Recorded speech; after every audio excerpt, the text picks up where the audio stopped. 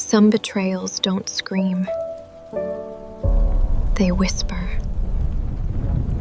I stood outside my daughter's mansion wearing a coat from a thrift store, shaking from the cold while guests inside laughed over wine. She opened the door, looked at me like I was trash, and told me the neighbors could not see me there. My own son handed me cash like I was a homeless stranger, while secretly recording me on his phone. Neither of them knew the woman they threw away still owned everything they were standing on, and what happened next no one saw coming. The windshield had completely fogged over by midnight. I wiped a small circle clear with the sleeve of my coat and stared at the mansion glowing across the street. Warm lights, expensive curtains, shadows moving behind giant windows. My daughter was inside somewhere, probably holding a wine glass, probably laughing. Meanwhile, I sat curled inside a cold sedan with my knees aching against the dashboard, trying to keep my hands from shaking on the steering wheel. I had paid for that house. Not all at once. Piece by piece. The down payment after Claire's divorce scare. The kitchen remodel she claimed would help resale value. Even the iron gate outside had partly come from my account. And now I was afraid to knock. The thought alone humiliated me. A woman passed my car with a small dog tucked under her arm. She glanced toward me, locked her doors faster, and kept walking. That look stayed with me longer than it should have. Suspicion. Disgust. Dismissal. Amazing how quickly age becomes invisible once wealth disappears. I leaned my head back against the seat and closed my eyes. If I knock, I whispered to myself, will she even let me in? The silence answered first. Then memory did. There was a time my children ran toward me, not away from me. A time when hearing "Mom" felt warm instead of transactional. But somewhere between private schools, luxury vacations, and emergency bank transfers, something changed. I kept solving every problem before they could feel consequences. Called it love. Maybe it was guilt. Maybe it was fear. Or maybe I simply did not know how to love without providing something. The truth hurt more in the dark. Because my children had become successful adults. Respected. Educated. Polished. And somehow, despite everything I gave them, kindness never grew beside the ambition. I raised winners, I muttered bitterly. Just not good people. A tear slid down my cheek before I noticed it. I wiped it away quickly, almost embarrassed by my own grief. Then my eyes drifted back toward the mansion. The upstairs bedroom light turned off. Claire was going to sleep peacefully while her 70-year-old mother sat freezing 20 yards away. That realization cracked something open inside me. And suddenly the past no longer felt distant. It felt responsible. Years earlier, after my husband Richard died from a sudden stroke, everyone expected my company to collapse with him. Competitors circled immediately. Clients stopped calling for a while. One investor actually looked me in the face and said, "You should sell before things get ugly." Instead, I buried myself in work. The office became my entire life. There were nights I slept under my desk with invoices spread across the carpet beside me. Nights I watched the city lights from the 43rd floor at 2 in the morning, while eating vending machine crackers and trying not to cry in front of employees. I still remember one winter night clearly. Rain hammered the windows. Richard's framed photograph sat beside my laptop. I stared at it for almost an hour before whispering, "I don't know how to do this without you." But the next morning, I walked into a board meeting wearing heels and a calm smile anyway. That was the beginning of everything. The company grew because I refused to break publicly. Distribution contracts, shipping networks, warehouses. By 65, Holloway Logistics had become one of the most dependable freight companies on the West Coast. People called me powerful. They never called me lonely. Because loneliness hides well inside successful women, especially mothers. Whenever guilt appeared, I spent money to silence it. Tuition checks, house payments, bailouts disguised as support. If Claire panicked, I transferred money. If Ethan failed, I fixed the damage quietly before anyone noticed. I thought I was protecting my children from suffering. Now, sitting alone in that freezing car, I finally forced myself to ask the question I had avoided for years. Did I help them survive? Or did I teach them that love only arrives carrying a check? The answer terrified me enough to act. And that night, I decided to do something no ordinary mother would ever dare to do. My children looked successful from the outside. That was the dangerous part. Claire belonged to a world built entirely on appearances. Designer coats, charity galas, wine tastings where people smiled without warmth and complimented homes they secretly envied. She moved through those rooms effortlessly, like someone born needing admiration more than connection. Sometimes she called me 3 times in one day, not to ask how I was doing, to ask which earrings looked more expensive for an event. Mom, people notice details. She once told me while standing inside a closet bigger than my first apartment. I remember staring at her through the phone screen and wondering when exactly vanity had replaced sincerity. Ethan hid his flaws differently. Where Claire chased approval openly, Ethan controlled perception with precision. Every word measured, every suit tailored perfectly. Even his laughter sounded rehearsed sometimes. He built a career advising wealthy executives, and somewhere along the way he started treating emotions the same way he treated contracts, liabilities to manage carefully. One Thanksgiving, he pulled me aside after dinner. "You shouldn't talk about family problems in front of people," he whispered quietly. "It damages credibility."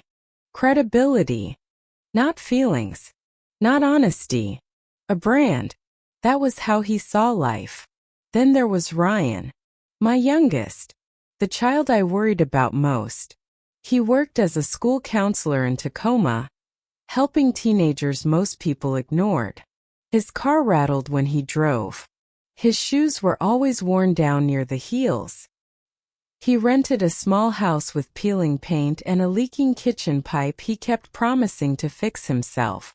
Compared to his brother and sister, Ryan looked unsuccessful, at least financially, and maybe that is why I underestimated him for years. He never asked me for money unless absolutely necessary, never cared about status, never tried to impress anyone. Family dinners embarrassed him because he hated pretending. While Claire discussed investments and Ethan talked about networking, Ryan asked whether I was sleeping enough. Simple questions. Human questions. At the time, I barely noticed the difference. Now I see it clearly. The poorest child I raised was the only one who never made me feel alone. But I still did not fully understand that truth. Not until the night everything finally broke apart. It started with 3 phone calls.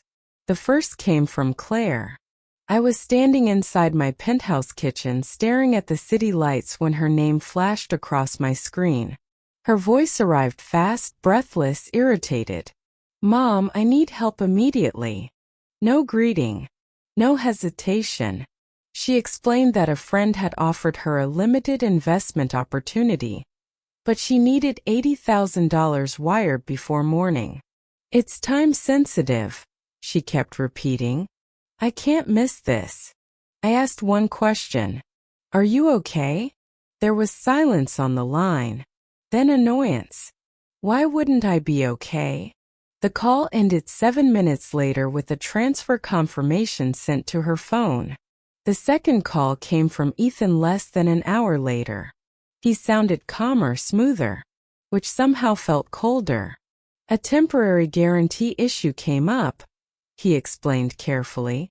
"Nothing serious. I just need your signature attached to a short-term restructuring document." I leaned against the marble counter and closed my eyes. Ethan, I asked quietly, did you call because you miss me? A pause. Then a soft exhale. Mom, this isn't really the time for emotional conversations. Not emotional conversations. As if motherhood itself had become inconvenient. By midnight, the penthouse felt enormous and empty. 2 calls. 2 requests. 2 children reaching toward my wallet instead of toward me. Then my phone lit up one last time. Ryan. I almost did not answer. His voice sounded tired. Hey, Mom. Just that. No urgency. No transaction hidden underneath the greeting. We talked about nothing important at first. Rain in Tacoma. One of his students finally speaking during therapy group. A broken coffee machine at work. Then he asked softly, did you eat dinner yet? The question hit harder than it should have. I looked around the silent penthouse. The untouched food. The expensive furniture. The floor-to-ceiling windows overlooking a city full of strangers. And suddenly a terrifying thought slipped into my mind. If I lost everything tomorrow, who would still call just to ask if I had eaten? I stayed awake long after the call with Ryan ended. The city lights outside my penthouse windows looked cold now. Artificial. Distant. I walked from room to room barefoot, listening to the silence echo through spaces that once made me feel successful. That night, one question followed me everywhere. If I stopped being useful, would my children still love me? I wish I could say the thought disappeared by morning. It didn't. It grew. By sunrise, I was standing in front of the bathroom mirror staring at my own reflection like a stranger. Perfect hair. Diamond earrings. Silk robe. A woman protected by money so long she no longer knew who saw her beneath it. And suddenly I wanted to know. Not politely. Not hypothetically. The real answer. So let me ask you something honestly. If you were me, would you dare test your own children? Would you risk discovering the love you spent your entire life believing in might not actually exist? Because 48 hours later, I disappeared. Not publicly. Quietly. I called Daniel Mercer first. Daniel had been my attorney for nearly 20 years. Calm voice. Careful eyes. The kind of man who understood secrets without demanding explanations. When I told him I wanted temporary distance from the company, he went silent for several seconds. Then he asked quietly, Margaret, what exactly are you trying to prove? I looked out across the skyline while answering. I'm trying to find out whether my children love me or my money. Another pause. You may not like the answer, he warned. I already don't, I replied. By the next afternoon, legal authority over Holloway Logistics had been temporarily transferred to him. My accounts were frozen under controlled restrictions. My assistant believed I was taking a private health retreat. No one suspected the truth. That evening I drove across town alone. No driver. No makeup artist. No security. I parked beside a discount thrift store near an industrial district and walked inside carrying a designer handbag worth more than some people's monthly rent. 10 minutes later, I walked out looking 20 years older. The coat I bought smelled faintly like dust and cigarette smoke. Brown wool. Oversized sleeves. One missing button near the collar. I sat inside the car staring at myself in the rearview mirror, while wiping away the last traces of lipstick with a napkin from the glove compartment. Each movement felt strangely violent, as if I were erasing an identity instead of makeup. The parking lot grew darker around me. A shopping cart rattled somewhere nearby. Cold air slipped through the cracked window. For the first time in decades, nobody was waiting for me. No assistant checking schedules. No client needing answers. No child asking for money. Just silence. Heavy silence. I reclined the driver's seat slowly and pulled the old coat tighter around my body. Then reality hit me all at once. I was 70 years old, alone, sleeping in a car. And somewhere deep down, beneath the fear and humiliation, another realization began settling into my chest. Money disappears slowly. Respect disappears overnight. The first morning felt unreal. Not dramatic, just quietly degrading. I woke up with pain running across my lower back and condensation dripping down the inside of the windshield. My neck ached from sleeping upright. For several seconds I forgot where I was. Then I looked down at the oversized brown coat covering my body and remembered everything at once. I had chosen this. That thought mattered. Because fear feels different when you walk into it willingly. Outside, the city was already moving. People rushed toward offices holding expensive coffees and important conversations. Tires hissed against wet pavement. Somewhere nearby, construction workers laughed loudly over breakfast sandwiches. Life continued normally, as if people like me existed outside of it. I drove aimlessly for a while before parking near a small convenience store. The fluorescent lights inside buzzed softly through the windows. I stood in front of the coffee machine counting coins longer than necessary, suddenly aware of how carefully poor people calculate ordinary things. The cashier barely looked at me. "You buying something?" he asked flatly. I nodded and handed him exact change. No smile came back. "No, have a nice day." Just the cup sliding across the counter. Cheap coffee. Weak coffee. I carried it outside anyway like it was valuable.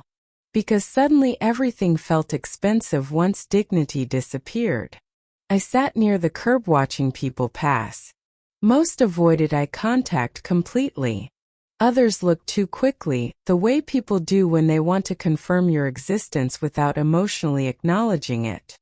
A teenage boy walked by while laughing into his phone, then lowered his voice after glancing at me. An older woman tightened her grip on her purse. One man actually crossed the street. That one hurt more than I expected. Not anger. Recognition. Because I had done similar things before. Not consciously. Never cruelly. But how many exhausted faces had I walked past over the years without truly seeing them? How many people had blended into the background of my successful life simply because their suffering made me uncomfortable? The realization settled heavily inside my chest. Invisible people do not become invisible overnight. Society trains itself not to look at them. By late afternoon, the cold had worked its way through my shoes. I stepped into a small bakery mostly to warm my hands. The woman behind the counter glanced at me once, then quietly flipped the restroom closed sign toward the front before I could even ask. Embarrassment burned hotter than anger. I bought the cheapest muffin they had and left immediately. Outside, I sat on a bench breaking it apart slowly with stiff fingers while traffic moved around me in endless waves. That was when someone sat beside me. A man in his 40s maybe. Gray beard. Torn gloves. Tired eyes that looked older than the rest of him. He nodded toward my untouched coffee cup. "First week?" he asked. The question startled me. "What makes you think that?" He gave a small laugh. "You still look shocked every time people ignore you." I looked away after that. Because he was right. For a few moments, neither of us spoke. Wind rattled loose newspaper across the sidewalk. Somewhere behind us, a siren echoed through downtown. Then he said quietly, "People with money always think losing cash is the worst thing that can happen." I turned toward him. He stared straight ahead while speaking. "But money ain't the painful part." His voice stayed calm. "The painful part is watching people stop treating you like a human being." Something cold moved through me. Not because the statement sounded dramatic. Because it sounded true. He pointed toward the passing crowd. "Once people smell weakness," he murmured, They start protecting themselves from you. I swallowed hard. He noticed. You got family? He asked. 3 seconds passed before I answered. Yes. He nodded slowly like he already understood the rest. Then he looked directly at me for the first time. When this test of yours reaches their door, his eyes narrowed slightly. Don't expect love to survive embarrassment. The sentence hit harder than it should have. I opened my mouth to respond, but he stood first. Good luck, he said quietly. Then he disappeared into the crowd without another word. I watched him go until I lost sight of the torn brown jacket moving between strangers. And deep down, I knew he was right. I just did not realize how quickly I was about to prove it. By the time I drove toward Claire's neighborhood, the rain had started again. Thin at first, then steady. Water slid across the windshield while giant homes appeared one after another behind iron gates and trimmed hedges. I knew every street there, every corner. I had helped pay for half the lives hidden behind those windows. But that night the neighborhood felt unfamiliar, like it belonged to people who would never open their doors for someone like me. I parked 3 houses away from Claire's mansion and sat motionless for almost 10 minutes. My fingers stayed wrapped around the steering wheel even after I turned the engine off. I nearly left. Twice. But eventually I forced myself out into the cold. The driveway lights turned on automatically as I approached the gate. Warm gold light spilled across polished stone. Inside the house, silhouettes moved behind massive glass walls. Music drifted faintly into the night. Laughter followed. Party. Of course. Claire always loved rooms full of witnesses. I pressed the intercom button. Static crackled. Then her voice came through, distracted and impatient. Yes. For one terrible second I forgot the plan entirely. I almost answered like her mother. Instead I swallowed hard and said quietly, Claire, it's me. Silence.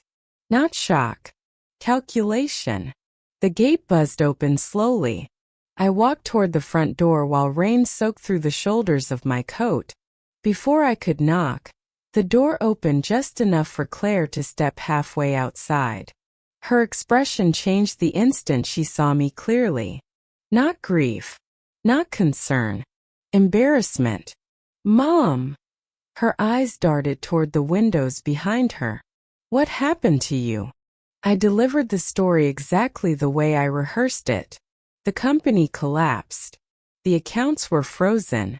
I had nowhere to go. I only needed one night. Claire hugged her arms tightly across her chest while listening. She kept glancing over her shoulder toward the dining room where guests moved around holding wine glasses beneath chandeliers I helped choose years ago. You should have called first, she whispered sharply. I tried. Well, tonight is complicated. Complicated. I stared at her for several seconds before speaking again. I can sleep in the garage. Her face tightened immediately. No, Claire. You don't understand. Her voice dropped lower. People are here. Neighbors talk.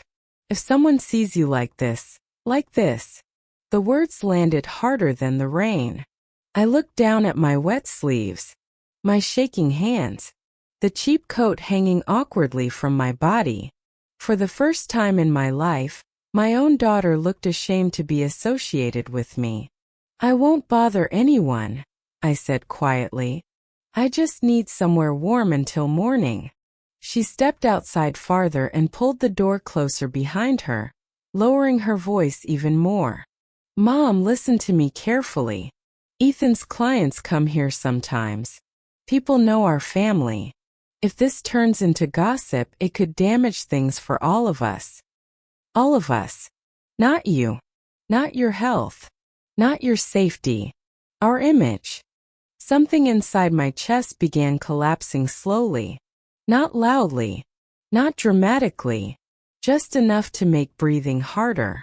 I searched her face desperately, trying to find traces of the little girl who once climbed into my bed after nightmares.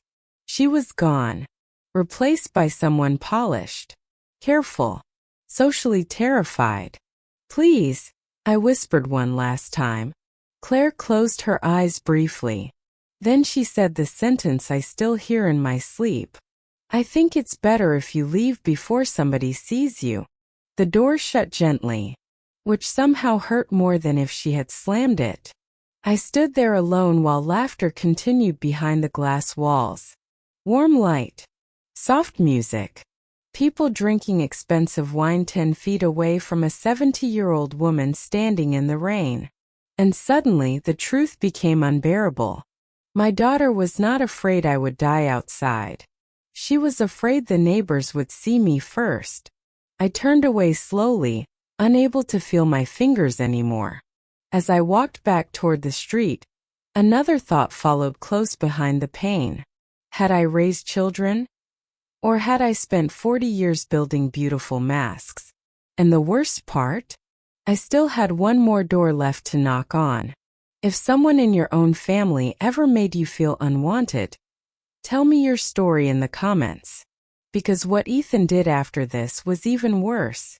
The rain had stopped by the time I reached Ethan's house. Cold wind moved through the trees lining his street, carrying the sharp scent of wet pavement and trimmed grass. Unlike Claire's neighborhood, this area felt quieter, more controlled. Every home looked carefully designed to impress without appearing emotional. Exactly like Ethan. I stood outside his front door trying to steady my breathing before knocking. Part of me still believed this would be different. Ethan had always been calmer than Claire. Less impulsive. More rational. I told myself maybe he would pause long enough to see past the coat, the exhaustion, the humiliation standing in front of him. The door opened almost immediately. His expression changed the second he recognized me. "Mom!" For a brief moment, relief flashed across his face. Then concern shifted into calculation. "What happened to you?" He stepped aside quickly and let me enter, but the movement felt discreet rather than welcoming. His eyes kept flicking toward the street before he shut the door carefully behind me. The house smelled faintly of expensive cologne and lemon cleaner. Everything inside looked untouched. Perfect. He guided me toward a bench near the entryway instead of the living room. "Sit down," he said quietly. I sat. Water dripped from the edge of my coat onto polished hardwood floors while Ethan remained standing with his arms folded tightly across his chest. I told him the same story. The collapse. The frozen accounts. The nights in the car. At first he listened silently.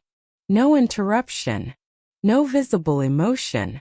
Just that familiar executive stare he used during negotiations.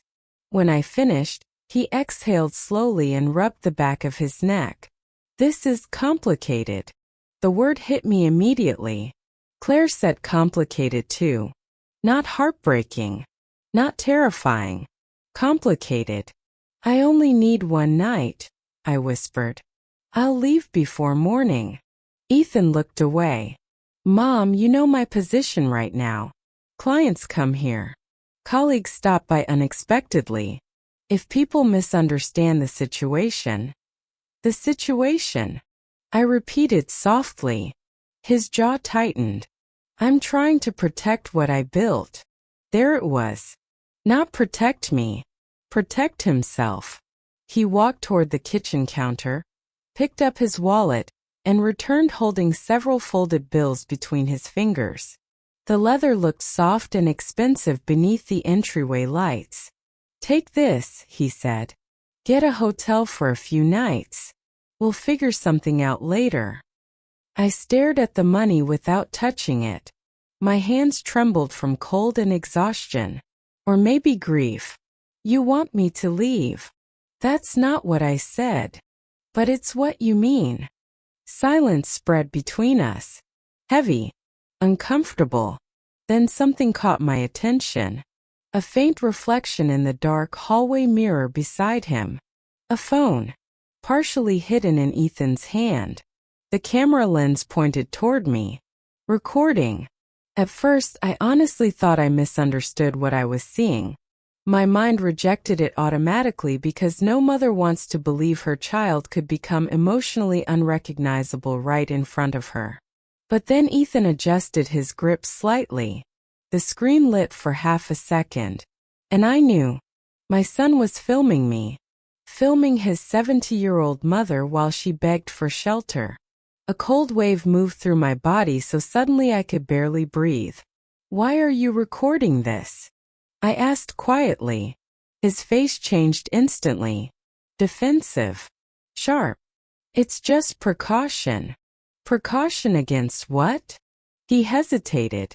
Then came the answer that shattered something permanent inside me. "I don't know how stable you are right now." Stable. As if poverty itself had erased my humanity. As if becoming vulnerable had made me dangerous. I looked at Ethan for a long time after that. Really looked at him. The tailored clothes. The controlled posture. The fear hidden beneath professionalism. And suddenly the truth became horrifyingly clear. My son was more afraid of losing his reputation than losing his mother. He reached toward my shoulder gently, almost rehearsed. "I'm trying to help you." No. He was trying to manage me. There is a difference. I took the money slowly, not because I needed it, but because refusing would have exposed how badly he had already failed. Then I walked toward the door alone. Ethan never tried to stop me. And as the cold air hit my face again outside, one terrifying thought settled into my chest.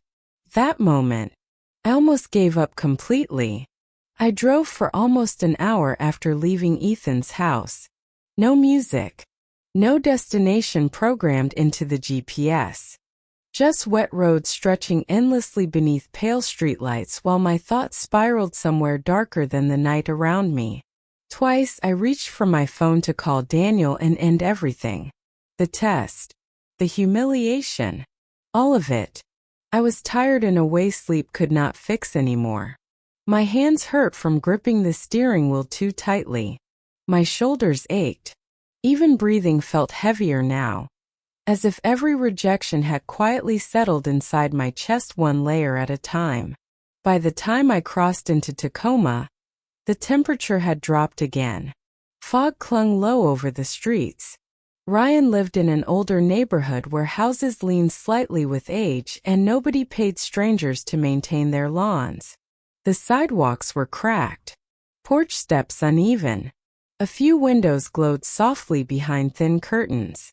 Nothing looked impressive. For years I judged that part of his life silently. Now it felt strangely human.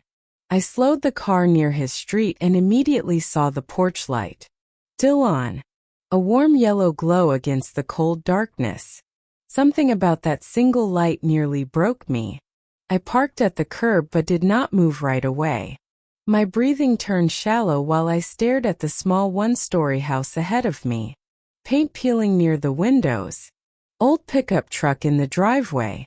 Wind chimes moving gently beside the porch. This was the son I worried about. The son I secretly believed needed saving. And suddenly I realized he might be the only one who never lost himself in the first place. My throat tightened painfully, because fear had changed shape now. I was no longer afraid of humiliation. I was afraid of final confirmation. If Ryan rejected me too, I honestly did not know what would survive inside me after that. I sat there listening to the ticking sound of the cooling engine. 1 minute. Maybe 2. Then I saw movement through the curtains. A shadow crossing the living room. Without giving myself time to reconsider, I stepped out into the freezing air and walked toward the porch. Gravel cracked beneath my shoes. My breath trembled visibly in front of me. Halfway up the steps, I almost turned around. Not because of pride. Because hope had become terrifying. I raised my hand slowly and knocked. For one long second, nothing happened. Then footsteps approached quickly from inside. The door opened, and Ryan froze. "Mom!" The word cracked apart in the middle like it physically hurt to say. His eyes widened immediately. Not with embarrassment. Not suspicion. Pain. Real pain. He looked at my soaked coat, my trembling hands, my exhausted face, and something inside him broke instantly. "Oh my God," he whispered. Then he stepped forward without hesitation and wrapped his arms around me before I could say a single word. Ryan held on to me like he was afraid I might disappear if he let go too quickly. Not politely, not carefully, desperately. The warmth of his arms hit me harder than the cold ever had. For 2 full days, every interaction I experienced carried hesitation behind it. Calculation. Distance. But Ryan did not pause long enough to protect himself emotionally first. He just reacted.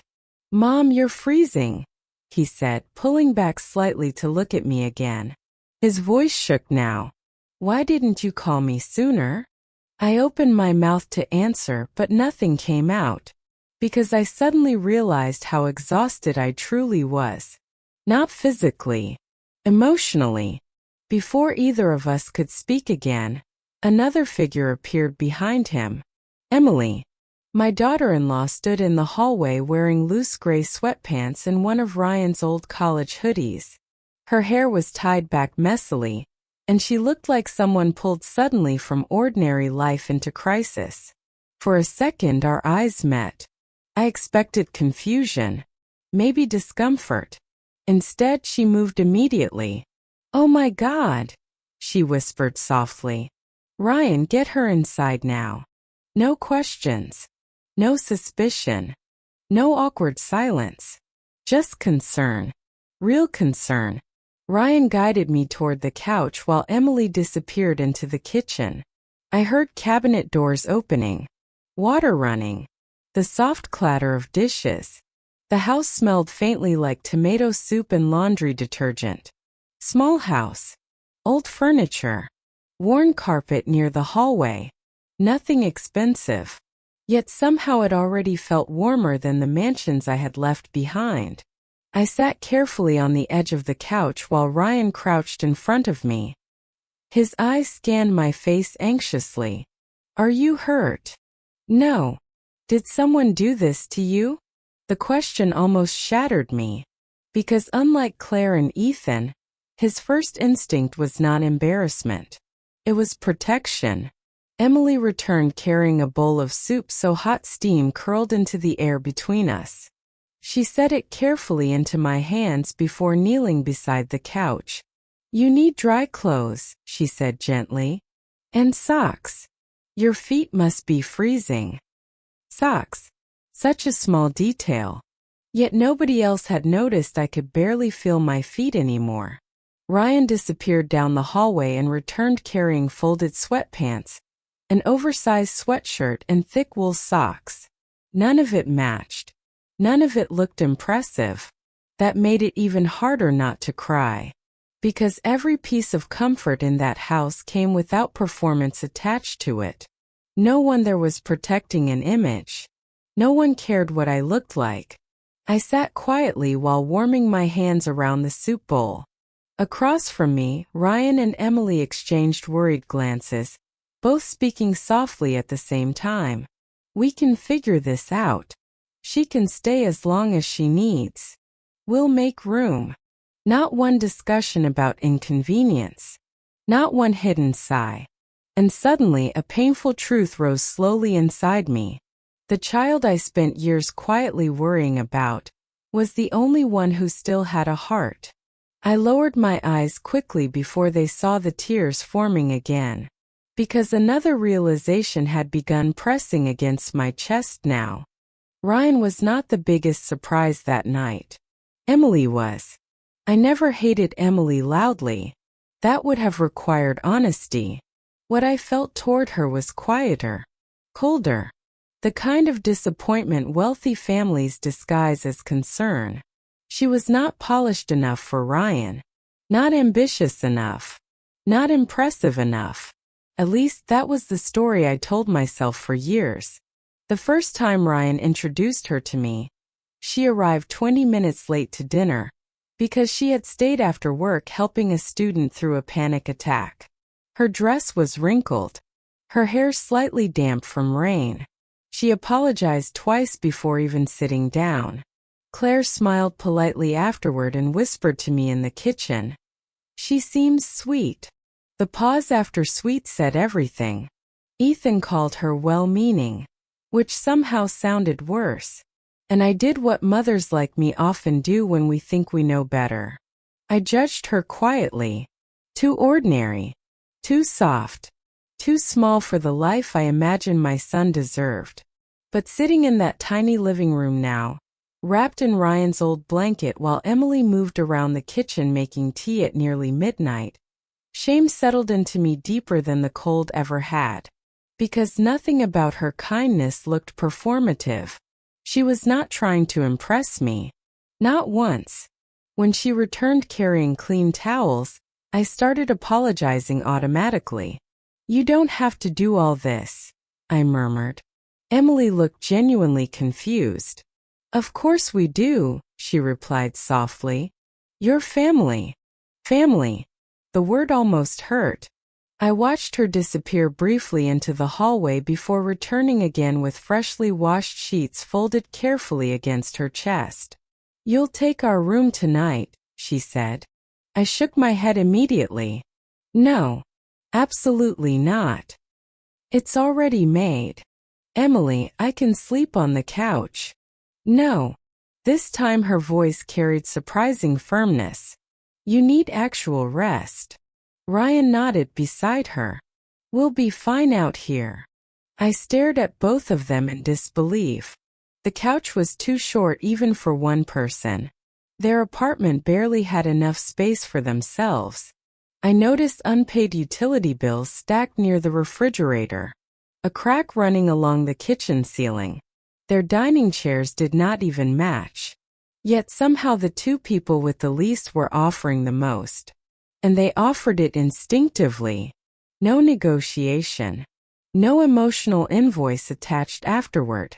Emily knelt near the coffee table and gently handed me a pair of thick socks still warm from the dryer. Her hands paused briefly against mine. "You don't need to explain everything tonight," she said quietly. "Whatever happened, you're safe here." Safe. I had spent years building security through contracts, money, and ownership. But safety did not exist in my penthouse. It existed inside this small house with peeling paint and exhausted people willing to sacrifice comfort for someone vulnerable. I looked at Emily differently then. Really differently. Not as Ryan's wife. Not as a woman I tolerated politely during holidays. But as someone with moral strength stronger than anyone else in my family. And the realization humiliated me. Because the woman I once believed was not good enough for my son was the only person treating me like a human being. I lowered my eyes toward the steaming tea in my hands, suddenly unable to escape one painful question. Had I spent my entire life misjudging good people simply because they were not rich enough to impress me? I told them I was tired shortly after midnight. That part was not a lie. Emily walked me to their bedroom while Ryan searched for extra blankets in the hallway closet. The room was small, clean but worn with real life. A reading lamp leaned slightly to one side. Laundry sat folded carefully on a chair near the bed. Above the dresser hung a framed photograph of Ryan and Emily laughing on a beach somewhere, wind blowing through both their hair. No luxury, no performance. Just evidence of two people building a life slowly together. Emily placed a glass of water beside the bed before turning toward me. "If you need anything during the night, just call us," she said softly. I nodded, suddenly unable to trust my voice. Then she hesitated near the doorway. "You don't have to carry everything alone anymore." The sentence stayed in the room long after she left. For several minutes, I sat motionless on the edge of their bed, listening to the unfamiliar silence around me. Not the cold silence of wealth. Not the empty silence inside my penthouse. This house sounded alive. Pipes shifting softly in the walls. Floorboards creaking occasionally. Wind brushing tree branches against the windows. Human sounds. Eventually, exhaustion pulled me down against the mattress, but sleep never fully came. My mind kept replaying Claire's face. Ethan's camera lens. The shame in my own reflection. Around 2 in the morning I heard voices. Quiet at first, then clearer. Ryan and Emily were talking in the kitchen. I tried ignoring it. I truly did. But something in Ryan's tone stopped me. Fear. I stepped carefully into the hallway, staying hidden near the corner where the light from the kitchen barely reached. Ryan sat at the table with paperwork spread in front of him. Bills. Bank statements. Retirement documents. Emily stood beside the sink wearing one of my son's old sweaters, arms folded tightly against the cold. "We don't have enough," Ryan whispered. "I know. I can pull from the retirement account." My chest tightened instantly. Emily looked at him for several seconds before speaking. "That's supposed to be for our future." Ryan rubbed both hands over his face. "She's my mother." The pain in his voice nearly broke me. "I'm not letting her sleep in that car again." Silence followed. Long silence. The kind couples enter when fear enters the room with them. Finally, Emily walked slowly toward the table and sat beside him. "If that's what we have to do," she said quietly, "then we do it." Ryan stared at her. "You'd really give that up?" Emily reached across the table and took his hand. "Money can come back," she whispered. Then her voice softened even more. "People don't always get another chance." I pressed my hand against my mouth to stop myself from making a sound, because in that moment, something inside me collapsed completely. Not from humiliation this time. From guilt. These two people barely had enough for themselves. Yet they were ready to sacrifice the little security they owned for me without hesitation. No conditions. No image to protect. No calculation underneath the kindness. And suddenly, every judgment I had ever made about success felt rotten. I backed away from the hallway slowly before they could see me crying. But even after returning to bed, I could still hear Emily's words echoing inside my head. Money can come back. People don't always get another chance. I did not know it yet, but by morning, those words were about to collide with something far more destructive than poverty. Everything was about to explode. I woke up to the sound of a phone vibrating violently against wood. First, I thought I was still dreaming. The bedroom was dim. Pale morning light leaked through the curtains. Somewhere down the hallway, another phone started ringing too. Then another. Ryan answered first. "Hello." Silence. Then I heard his voice change. "What are you talking about?" A cold feeling spread through my stomach instantly.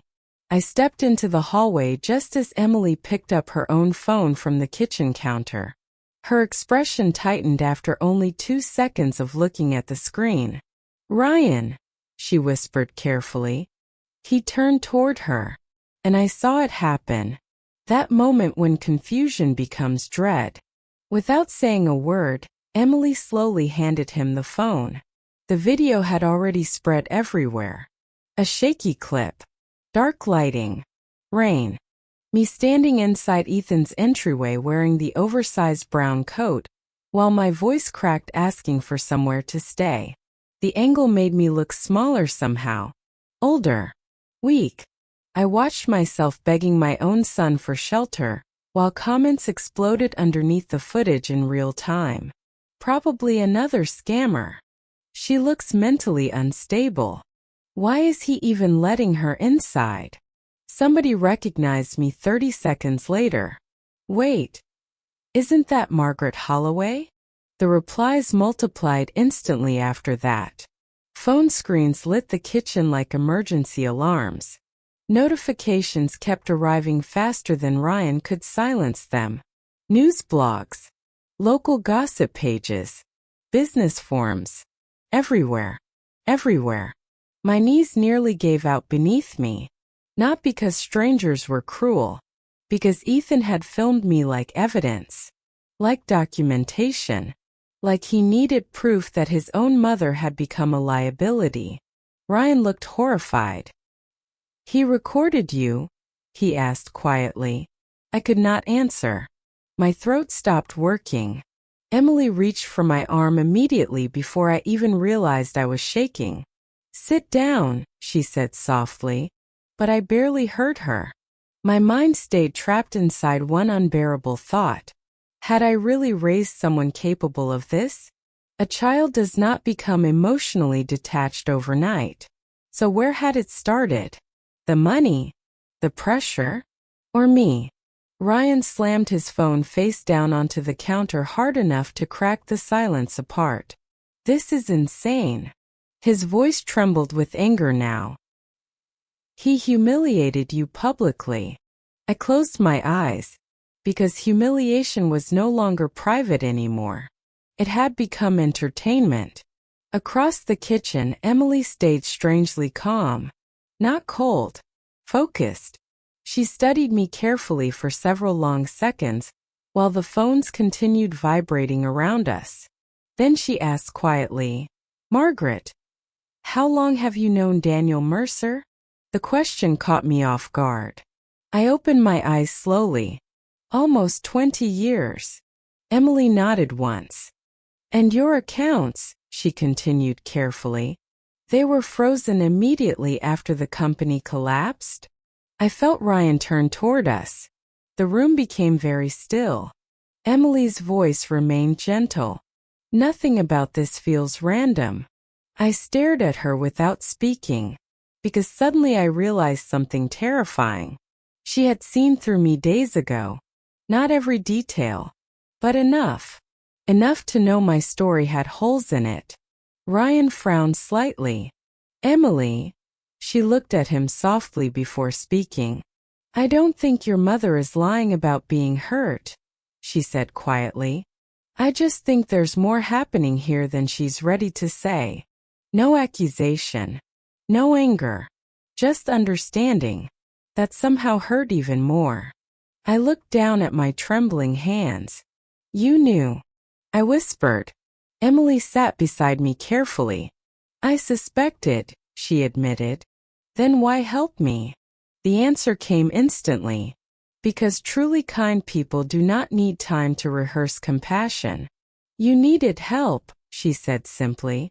"No conditions. No interrogation. No demand for proof before empathy." And in that moment I understood something devastating about human nature. Real kindness does not wait for certainty before choosing humanity. A sudden knock at the front door shattered the silence. 3 calm knocks. Measured. Professional. Emily looked toward the entrance first. Then back at me. "Daniel's here," she said quietly. And suddenly everything changed. Daniel entered carrying a thick leather folder beneath one arm. The moment Ryan opened the door, the atmosphere inside the house shifted completely. Calm moved in with him. Controlled. Deliberate. The kind of silence people bring when they already know something irreversible is about to happen. He looked at me first. Not surprised. Not emotional. Just careful. "Margaret," he said quietly, "we need to address this immediately." Ryan stepped aside while Daniel walked into the kitchen. Emily cleared space at the table automatically, though her eyes never fully left my face. I noticed the concern there now. Not confusion anymore. Concern for what this truth was about to destroy. Within 40 minutes, Claire and Ethan arrived. Separately. Neither looked prepared for what waited inside that small house. Claire walked in first wearing oversized sunglasses despite the cloudy morning. Her breathing sounded uneven before she even removed them. "Mom," she whispered sharply. "Do you realize what's happening online right now?" "Not. Are you okay?" "Not. Where have you been?" "Just panic. Pure panic." Ethan entered seconds later, jaw tight. Phone still clutched in his hand. "You should have called me before involving lawyers." He snapped at Daniel immediately. Daniel did not react. Instead, he calmly opened the folder and spread several documents across the kitchen table. Legal contracts, asset transfers, corporate authority forms. The room became very still. Claire looked between the papers and me, her face slowly draining of color. "What is this?" I stood up carefully. For the first time in days, my voice no longer trembled. The company never collapsed. Silence crashed into the room. Ethan blinked once. Claire stared at me like she no longer recognized the woman standing in front of her. I continued anyway. My accounts were never truly gone. Daniel was managing everything temporarily. Claire removed her sunglasses with shaking hands. "You lied to us?" The accusation hit the room hard, but not as hard as the truth sitting underneath it. Ethan laughed once in disbelief. "So this was some kind of sick test?" His voice rose sharply now. "You humiliated us publicly because of some emotional breakdown?" Ryan stepped forward immediately. "Watch how you talk to her." "No," Ethan fired back. "You don't get to act morally superior right now." Daniel interrupted calmly. "The video is what caused public exposure, not Margaret." Ethan's expression hardened instantly. "She manipulated all of us." Manipulated. The word echoed through me strangely. Because manipulation requires deception for power. I had not shown up asking for power. I showed up weak, cold, homeless, needing help. I looked directly at my children then. Really looked at them. Claire standing there pale with embarrassment. Ethan angry because control had slipped away from him. And suddenly I understood something horrifying. Neither of them felt guilty for abandoning me. They felt violated for being seen doing it. "I didn't test you," I said quietly. The room fell silent again. My chest tightened, but I forced the words out anyway. "I simply appeared at your door." I looked at Ethan, then Claire, like someone who needed to be saved. Claire covered her mouth instantly. Ethan looked away first. Not because the accusation was unfair, because it was true. And in that moment, inside that small kitchen with unpaid bills stacked near the refrigerator and rain tapping softly against the windows, all the polished lies my family built around itself finally began collapsing in public. Nobody spoke after that. Rain tapped softly against the kitchen windows while tension spread through the room like smoke. Claire stood frozen beside the table, one hand still covering her mouth. Ethan stared at the floor now, jaw locked so tightly a muscle twitched near his temple. For the first time since arriving, neither of them sounded confident anymore. Only exposed. Daniel quietly gathered several papers back into the folder, giving the silence space to do its work. Ryan remained near me protectively, but even he looked shaken by how quickly the family had collapsed under truth. Then Ethan spoke again.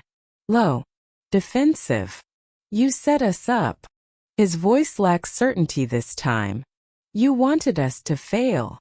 I almost answered. But Emily moved first. Until that moment, she had stayed mostly quiet, standing near the sink with both hands wrapped around a mug gone cold. Her face looked calm, though something deeper burned behind her eyes now. Disappointment. Not anger, which somehow felt heavier. She stepped slowly toward the center of the kitchen. "You really believe that?" she asked Ethan softly. He looked at her immediately. "Yes." Emily nodded once.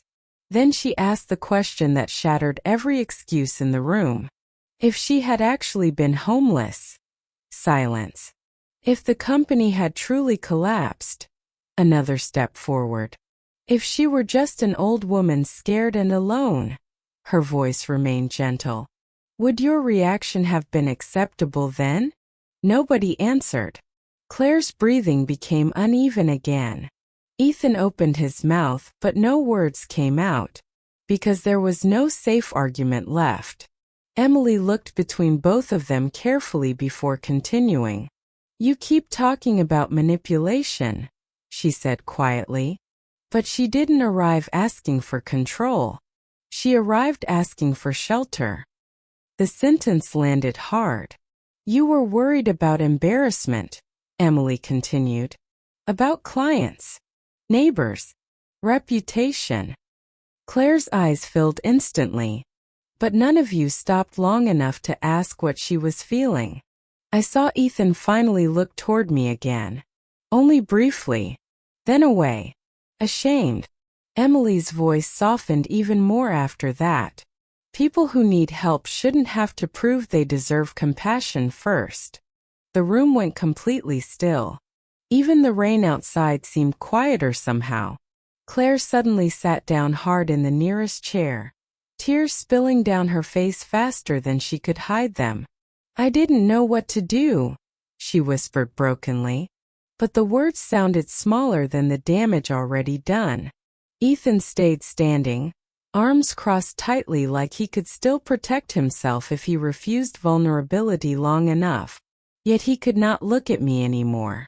Not directly. And that told me more than any apology ever could. Because shame changes posture before it changes behavior.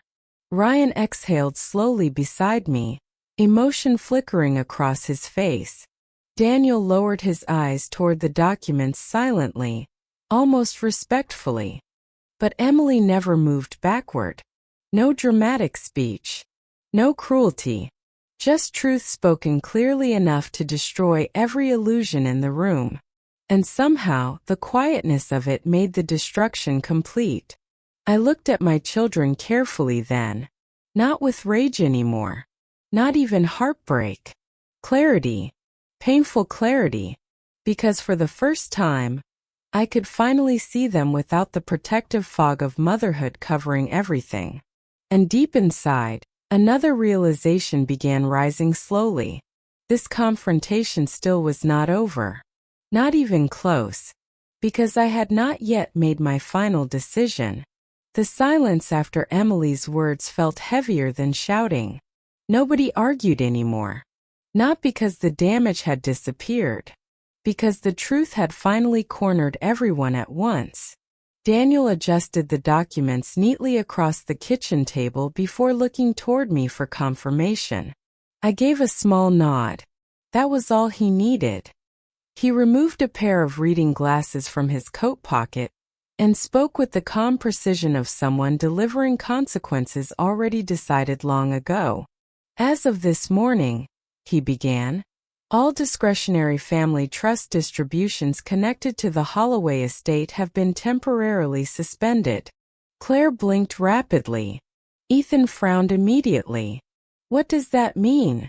He asked sharply. Daniel did not look up from the paperwork. It means access has been frozen. The sentence landed like a physical impact. Claire pushed herself upright from the chair too quickly. No, wait, frozen for how long? Indefinitely, Daniel replied calmly. I heard the scrape of Ethan's chair against the floor. This is insane. Anger returned to his voice instantly now that money had entered the conversation. You can't emotionally punish people through inheritance. Daniel finally looked at him directly. Actually, he said evenly, Margaret can structure her estate however she chooses. Claire's breathing became shallow again. But, Mom, that word sounded different now. Not loving. Afraid. I watched both of them carefully while Daniel continued explaining revised legal conditions. Mandatory therapy participation. Community service requirements. Financial oversight reviews before future access discussions. The details barely mattered. The panic on their faces said everything already. Because suddenly the money they valued more than morality no longer belonged to them automatically. And for the first time in their lives, consequences had entered the room. Claire looked close to tears again. This can't be happening. Ethan ran a hand through his hair aggressively before turning toward me. All of this over one mistake? One mistake. As if abandonment could be reduced into paperwork language. I stood slowly.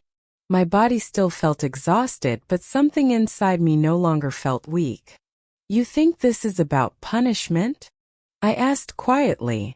Neither answered. I looked toward the documents spread across the table. The signatures. The legal authority. The wealth everyone spent their entire lives orbiting around. Then I looked back at my children. The money you valued more than your mother, I said softly, just disappeared. No one moved after that. Even Ethan. Especially Ethan. Because underneath the anger, I could finally see fear replacing confidence. Not fear of losing me. Fear of losing access. And somehow that realization no longer broke my heart. Clarified it. Daniel closed one folder carefully before sliding another toward me. This part, he said quietly, is entirely your decision. Ryan frowned slightly. What part? I looked at him for several seconds before answering. For years, I said slowly, I believed success meant building security only for family. Emily lowered her eyes quietly. But I was wrong. I opened the folder. Inside were incorporation documents for a new foundation already prepared under Daniel's supervision. The Holloway Transition Initiative. A housing and emergency support program for elderly people facing sudden displacement, financial collapse, or abandonment. Ryan stared at the papers in disbelief. Mom, you and Emily will run it, I said. The room went completely still again. Emily looked genuinely shocked. No, Margaret, we're not qualified for something like that. Yes, I answered immediately. You are. Ryan opened his mouth, but emotion stopped him before words could. I continued anyway. Because both of you understood something the rest of us forgot. I looked toward Claire and Ethan briefly. Human beings matter before appearances do. Emily's eyes filled slowly. Ryan lowered his head for a second, overwhelmed. I could see him trying not to cry. The irony nearly destroyed me. The son I once feared would never become successful was the only person in that room who had already become everything I should have valued from the beginning. Daniel slid the final signature page toward me. My hand trembled slightly while signing it. Not from doubt. From clarity. Then I placed the pen down carefully and looked at my children one final time. I'm not rewarding greed, I said quietly. My voice remained calm. Steady. I'm investing in kindness. Nobody knew what to say after that. The kitchen felt smaller somehow. Heavier. Claire sat frozen at the table with tears sliding silently down her face, mascara beginning to blur beneath her eyes. She looked nothing like the composed woman who once worried more about neighbors than her mother sleeping in the rain. Now she looked terrified. Not elegant. Not powerful. Just small. Ethan remained standing near the counter, completely motionless. His arms had finally dropped to his sides, but the anger was gone now. In its place sat something unfamiliar. Shock. Real shock. Because for the first time in his life, money had failed to protect him from consequence. Daniel quietly organized the final papers into neat stacks. Ryan stared down at the floor, still overwhelmed by everything that had happened in a single morning. Emily stayed beside him silently, one hand wrapped gently around his wrist. No one tried to argue anymore. There was nothing left to defend. Claire suddenly looked up at me again. Mom, please. Her voice cracked badly. I was scared. I believed her. That was the tragedy. Not cruelty. Fear. Fear of embarrassment. Fear of social judgment. Fear of losing status. The kind of fear wealthy people hide behind polished smiles until it rots everything human underneath. I walked toward her slowly. For one brief second, hope flashed across her face like she expected forgiveness to arrive before accountability fully settled in. But I only reached down and adjusted the sleeve of her expensive coat gently, the same way I used to when she was a little girl. Then I whispered softly, "You were not scared for me." Claire broke completely after that. Ethan still could not look directly at me. Not even now. And somehow his silence hurt more than shouting ever could. Because I finally understood something painful about both my children. They never imagined I could become weak. So when weakness appeared, they treated me like a threat instead of family. I turned toward the doorway quietly and reached for my coat. The old brown one. The same coat they could barely stand being seen beside. Behind me, I heard Claire crying openly now. I heard Ethan exhale sharply like someone trying not to collapse internally. But I did not stop walking. Not angrily. Not dramatically. Just calmly. And as I stepped toward the front door, one final realization settled inside me with terrifying clarity. For the first time in their lives, my children finally understood what it felt like to be left behind. I stayed one more night in Ryan and Emily's house. Not because I had nowhere else to go anymore, but because for the first time in years, I wanted to stay somewhere that felt real. The next morning arrived quietly. Soft sunlight slipped through the kitchen curtains while the old kettle rattled gently on the stove. Emily moved around the small kitchen in wool socks, half awake, tying her hair back while Ryan searched the cabinets for coffee filters they had apparently forgotten to buy again. Tiny ordinary problems. Tiny ordinary love. I sat at the table listening to them argue softly about grocery lists and broken cabinet hinges, while the smell of toast filled the room. And something painful happened inside me. Peace. Not the expensive kind money imitates. Real peace. The kind built slowly between people who still choose each other, even when life becomes inconvenient. Ryan eventually looked over at me carefully. "You sleep okay?" I nodded once. Better than I had in years. And I meant it. Because that little house never made me feel impressive. Only safe. Later that morning, after Emily left briefly for work, I stood alone beside the kitchen sink staring out at the quiet neighborhood, while Ryan washed dishes behind me. "I need to tell you something," I said finally. He stopped drying the plate in his hands. "I know I hurt you growing up." Ryan looked confused at first. But I kept going. I rewarded achievement more than kindness. The words tasted bitter. Claire and Ethan learned that success earned love, attention, approval. I swallowed hard. And somewhere along the way, I taught you that being gentle made you less valuable. Ryan lowered his eyes immediately. Not angry. Just sad. That somehow hurt worse. Children do not become emotionally hollow overnight. Families build those conditions slowly. One conversation at a time. One reward at a time. One silence at a time. I spent years admiring ambition while overlooking character because wealth made the difference harder to notice. Until everything collapsed. I turned toward Ryan fully then. "You became a good man anyway." Emotion crossed his face too quickly for him to hide it. "No," he said quietly. "You still raised me." That sentence nearly broke me more than the betrayal ever had. Because even after everything, he still protected my dignity.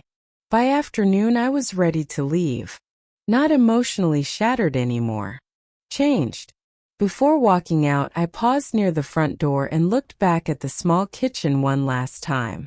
The chipped countertops, the old refrigerator covered in notes and unpaid bills, the worn floorboards beneath warm morning light.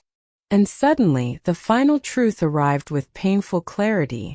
Real family is not measured by blood or money, or the size of the house someone invites you into. Real family is the person who still opens the door after you become inconvenient, after you become heavy, after helping you cost them something. That is love. Everything else is negotiation pretending to be loyalty. So before this story ends, let me leave you with one final thought. Some people only love you while you remain useful to them. But if your own children turn away the moment you become vulnerable, is forgiveness still the right thing? And if someone in your own family has ever made you feel unwanted, invisible, or emotionally abandoned, tell me your story in the comments. Because more people understand that pain than you realize. And if stories about family betrayal, emotional justice, hidden truth, and the quiet strength of human kindness speak to something deep inside you, subscribe to the channel. Because there are still many stories left that people only understand when it is already too late.